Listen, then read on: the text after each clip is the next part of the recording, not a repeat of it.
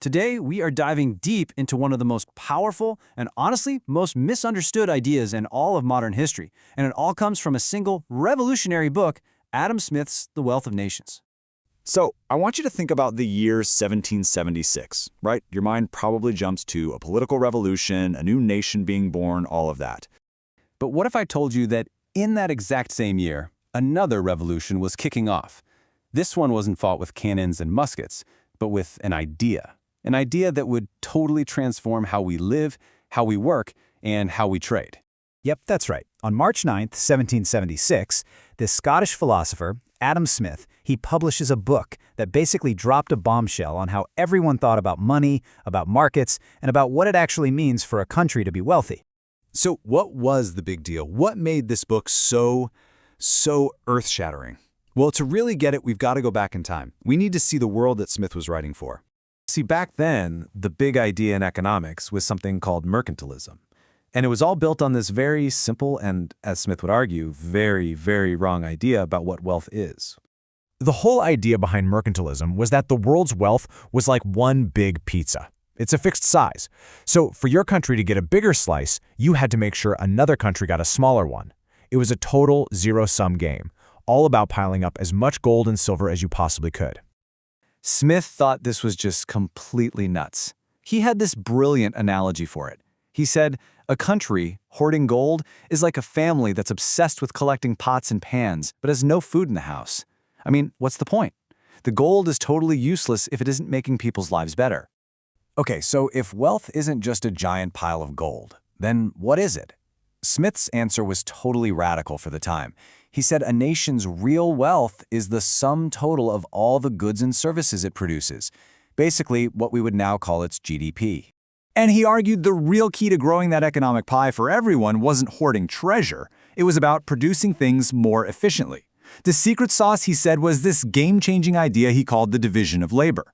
And he laid it all out perfectly with a super simple example: a pin factory.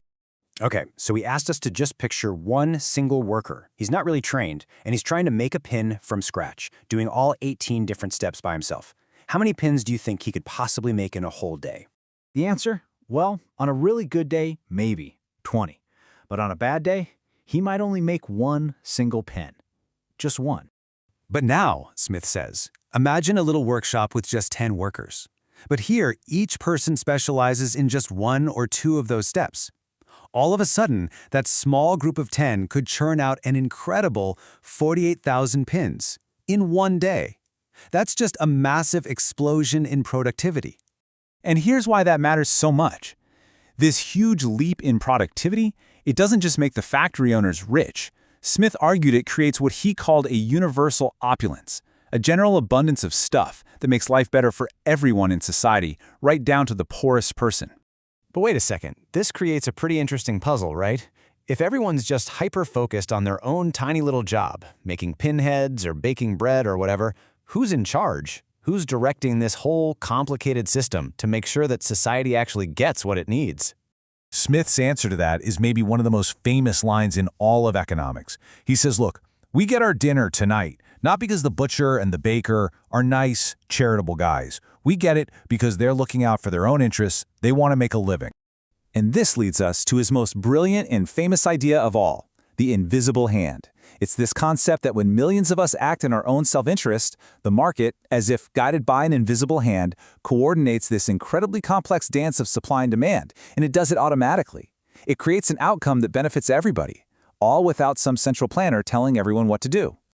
All right, so we've got specialized workers being super productive, and we've got a market that organizes itself. But there's one more piece to this puzzle. What's the fuel for this whole economic engine? Now, this next part is really interesting, and it's a bit different from how we think today. Smith split labor into two types. First, there's productive labor, like a factory worker who creates a physical thing. That thing can be sold, and the profit can be saved and reinvested. Then there's what he called unproductive labor, like a servant or even an opera singer. Now, it's not that their work isn't valuable, but its value is consumed right away. It doesn't create a tangible asset that adds to the nation's stock of capital.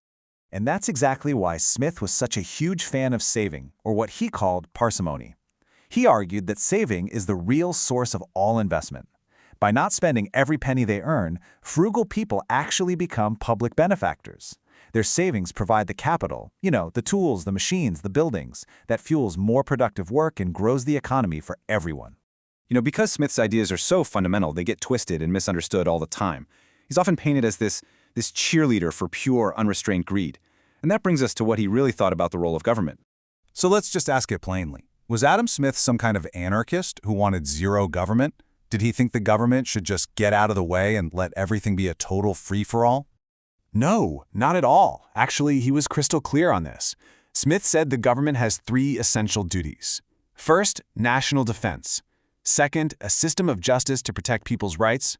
And third, providing certain public works. Think roads, bridges, schools, things that benefit everybody, but wouldn't really be profitable for a private company to build on its own.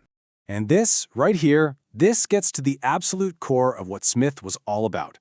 He wasn't writing a playbook for the rich to get richer. His entire goal was to figure out what kind of system creates that universal opulence for everybody. He truly believed that free exchange and competition were the most powerful tools ever discovered for lifting all of humanity up. And that leaves us with the exact same huge question that Smith was wrestling with all those years ago. It's a question that echoes in our news headlines every single day. How do we build a world that harnesses the incredible power of self-interest, not just for the benefit of a few, but for the common good of all? Smith gave us the blueprint, but it's a question we're all still trying to answer.